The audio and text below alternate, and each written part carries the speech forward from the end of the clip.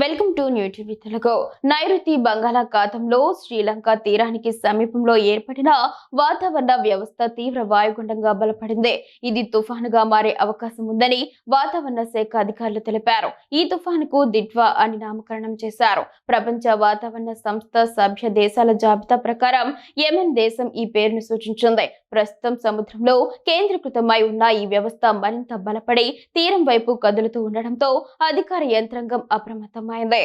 ఈ తుఫాను వాయవ్య దిశగా కదులుతూ శ్రీలంక తీర ప్రాంతాన్ని దాటి శనివారం నాటికి ఉత్తర తమిళనాడు, పుదుచ్చేరిలో పాటు దక్షిణ ఆంధ్రప్రదేశ్ తీర ప్రాంతం వైపునకు చేరుకుంటుందని భారత వాతావరణ విభాగం అంచనా వేస్తోంది. దీని ప్రభావంతో దక్షిణ కోస్తా ఆంధ్రప్రదేశ్లోని పలు ప్రాంతాల్లో మోస్తారు నుంచి భారీ వర్షాలు కురిసే అవకాశం ఉందని తీర ప్రాంత ప్రజలు, అధికారులు అప్రమత్తంగా ఉండాలని సూచించారు.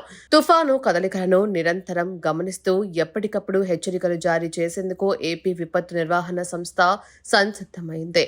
చెన్నైలోని ప్రాంతీయ వాతావరణ కేంద్రం అంచనాల ప్రకారం గురువారం దక్షిణ తమిళనాడు, డెల్టా జిల్లాలో భారీ వర్షాలు కురుస్తాయి. శుక్రవారం నుంచి రాష్ట్ర వ్యాప్తంగా వర్షపాతం తీవ్రత మరింత పెరగనుంది. ముఖ్యంగా డెల్టా, దాని పరిసర జిల్లాల్లో శుక్రవారం నాడు భారీ నుంచి అతి భారీ వర్షాలు కురిసే అవకాశం ఉంది. శనివారం నాటికి ఈ వాతావరణం వ్యవస్థ తీరం వెంబడి ఉత్తరం వైపు కదులుతున్న కొద్దీ ఉత్తర తమిళనాడు జిల్లాలోనూ భారీ వర్షాలు నమోదవుతాయని అధికారులు వివరించారు.